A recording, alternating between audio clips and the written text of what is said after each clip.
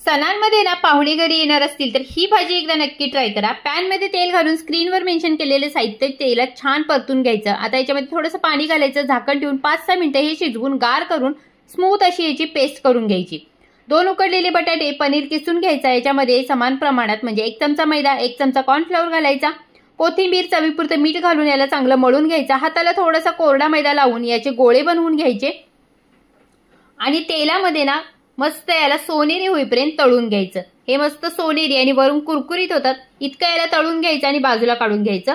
आता यातलं तेल बाजूला काढून घ्यायचं। फोडणीपुरतं थोडंसं तेल याच्यात ठेवायचं, बटर घालायचं, जिरं, हळद, काश्मीरी लाल तिखट घालून केलेली पेस्ट घालायची, तेल सुटेपर्यंत परतून घ्यायची आणि आवडीप्रमाणे लाल तिखट, गरम मसाला घालायचा, ग्रेव्ही ऍडजस्ट करण्यासाठी गरम पाणी घालायचं आणि कोफ्ते घालायचे, कसुरी मेथी, चवीपुरतं मीठ घालायचं आणि भाजी ही 5 मिनिटं शिजवून घ्यायची।